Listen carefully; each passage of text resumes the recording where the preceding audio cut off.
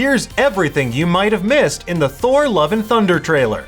After months and months of Thor Love and Thunder trending on social media because there still isn't a trailer, Marvel finally relented and gave the people what they want. A trailer for Thor Love and Thunder. Set to the beautiful strains of Guns N' Roses' Sweet Child of Mine, the trailer shows us a very different side of the God of Thunder, some familiar faces, and our first look at Jane Foster as the Mighty Thor. We're gonna break it all down for you in just a moment, but if you prefer to read all about it, we've got you covered over on Nerdist.com. With that said, in order to talk about this trailer in detail, we need to delve into some potentially spoilery plot points. So if you want to know less about this than Thor knows about where to look during a heartfelt moment, leave now before it's too late. What? Just listening. Okay, let's get into it, shall we? After a lifetime of training for battle, saving the universe on countless occasions, and facing his greatest enemy of all in Noob Master 69, Thor is ready to hang up the proverbial hammer and embrace more peaceful pursuits. Of course, dead gods, a deep-seated lack of purpose, and Jane Foster might have a few things to say about that, but I digress.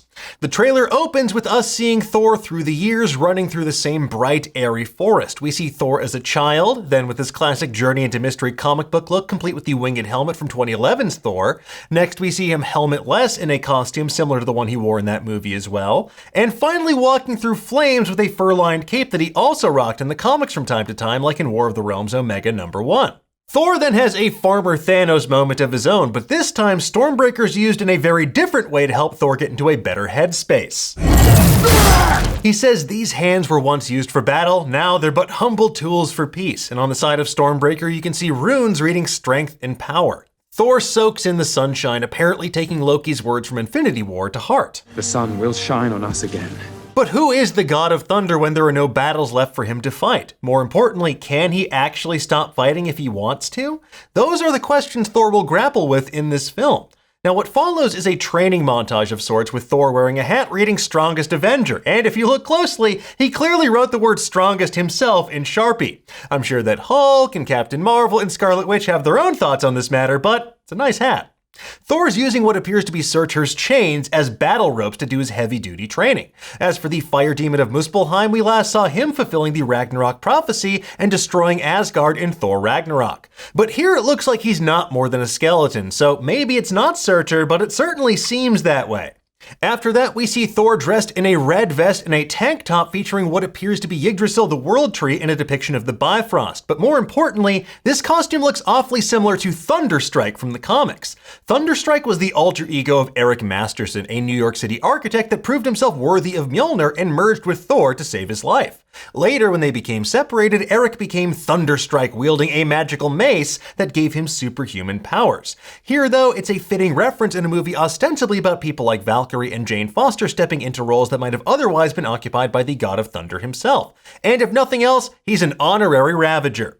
Thor is standing opposite the Guardians of the Galaxy. We see an annoyed Star-Lord and a gun-toting Mantis standing in front of a race of blue-skinned aliens. Rocket, Groot, Nebula, and Star-Lord are all hunkered down during what appears to be a pitched battle on this planet, while Thor tries to be an emissary of peace and find himself. Now, these could be the Pangorians, the people of the little-known planet Pangoria, which first appeared in 1988's Thor 387. That planet was to be judged by the Celestials, but soon Thor found himself being manipulated by the Pirate King Pegasus to intervene on their behalf. Now, while the Guardians plus what appears to be Sean Gunn's Ravager character Kraglin run into battle, Thor simply walks away. The Benatar flies off through a hexagonal-shaped universal neural teleportation network portal, which we first saw back in Guardians of the Galaxy. Thor apparently chooses to stay behind on what looks like Sakaar, the Grandmaster's planet from Thor Ragnarok. He stands with Korg, who's rocking some killer pants and a giant ram's head belt buckle. Now, Korg is holding what appears to be a rope in his hand, which I'm guessing is for Thor's magical goats, Tooth Gnasher and Tooth Grinder, who pull his chariot in the comics. These mythical creatures first appeared back in 1976's Thor Annual #5, and we see them in the very next shot. They're pulling Valkyrie and Korg away on what appears to be Thor's longship turned party boat. Over Korg's shoulder, you can see a neon sign for Cocktails and Dreams, the fictional bar from the 1988 Tom Cruise classic, Cocktail. Drinks are on the house! In the next shot, we see what appears to be Thor's longship flying through Olympus, the mystical realm of the Greek gods. We get a brief glimpse of Russell Crowe as Zeus presiding over a court full of the cheering Olympians. The Greek god of the heavens, sky, and weather has been a part of the Marvel Universe since 1949's Venus number 5, but this version most closely resembles the one from the Roger Stern era, like in Avengers 285. Now, speaking of that issue, it's significant here because not only is Thor rocking his battle armor, which we know he'll wear in this movie, but he also winds up leaving the Avengers as well. And that all lines up with Thor's narration about leaving his superheroing days behind him.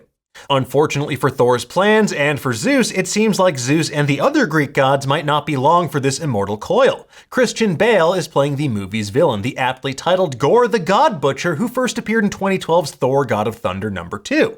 And although the character does not appear in this trailer, Hasbro released an official first look in the form of an action figure earlier today. As his name suggests, Gore the God Butcher goes around, well, butchering gods with his nightmarish weapon, all black the Necro Sword. We see the effects of Gore's reign of terror in the shot later on, where Thor and Korg stand on a rock in front of the corpse of Falagar the Behemoth. This is a nearly picture-perfect recreation of a panel from Thor God of Thunder number 3. Falagar was an immensely powerful god on the galactic frontier that Gore murdered, and one of Thor's first clues that something was amiss among immortals. So, Khonshu, Zeus, look out, guys, because God's back on the menu, boys. I don't know what I'm doing. We also see Thor doing his best romance novel cover impression with a blue-haired pirate lady. So who knows, maybe he took Drax's comments about looking like the love child of a pirate and an angel to heart. It's like a pirate had a baby with an angel. Either way, now Gargantos can finally breathe a sigh of relief because it's still the #1 tentacled murder monster in the MCU. In the background here, you see a defeated Kraken with its tentacles wrapped around a ship. Now, moving on, there's a nice shot of Thor in his new armor while he uses Stormbreaker to summon the Bifrost and fly his longship through space towards a mysterious planet. This is most likely Thor traveling to Olympus or maybe to the wintry world where we see the dead monster Falagar in the background. Back in New Asgard, the settlement of surviving Asgardians in Tønsberg, Norway, we see multiple cruise ships and a tour van in this little town. So in short, this supposed sanctuary for people who lost their homes has become little more than a tourist attraction for people to gawk at Asgardians. King Valkyrie, though, looks bored out of her skull. She's at what appears to be a renewable energy conference with delegates from foreign nations. Meek stands behind Valkyrie in a suit as well, meaning that they have also come a long way since seemingly dying at the end of Thor Ragnarok. Yeah, and I accidentally stomped on him on the bridge. I just feel so guilty. I've been carrying him around all day. Oh, Meek, you're alive! The bigger question, though, is whether this seemingly innocuous renewable energy conference could tie into a Disney Plus series like Armor Wars. In the comics on which it's based, Armor Wars revolves around Tony Stark's technology falling into the wrong hands. Now that Tony's dead, though, maybe people might try to get their hands on things like his arc reactors in order to create sustainable energy, only to then turn around and make them into weapons or armored suits of their own, but only time will tell. Moving on, while Star-Lord's parting advice to Thor about looking into the eyes of people he loves is played for laughs, when he first mentions the people that you love, we see a sweeping shot of Olympus with Thor, Jane Foster, Valkyrie, and Korg walking down a massive street towards an even more massive statue of Zeus. In the group shot of the Guardians, we see Star-Lord, Drax, Nebula, Mantis, Rocket, and Groot, but no Gamora. And that's to be expected after the 2014-era Gamora went AWOL during the events of Avengers Endgame. In this shot, we see Drax wearing a sweet new metal bracer of some kind, and Mantis has what appears to be jewelry or a piece of technology on her forehead. Maybe it's intended to amplify her powers and help them search for Gamora, because clearly looking into her eyes again will be a top priority as we head into Guardians of the Galaxy Volume 3. Don't touch me! Now, once again, it appears like they're standing on Sakaar. What brings them here, though, is anybody's guess. Yay us! Speaking of upgrades, though, Thor also now has 2 baby blues instead of 1 orange cybernetic eye, so it looks like Rocket might have found him a better replacement that matches his other eye in the time between Endgame and now. And last but not least, we see Thor in his sweet fur cape during an attack on what appears to be New Asgard. He stands in shock to see someone else summon Mjolnir. Standing in front of monsters and struggling civilians is none other than Jane Foster, the Mighty Thor, who has proven herself to be worthy of Mjolnir, much to Thor's surprise. To be fair, it's always awkward when you run into an ex and they are totally hammered.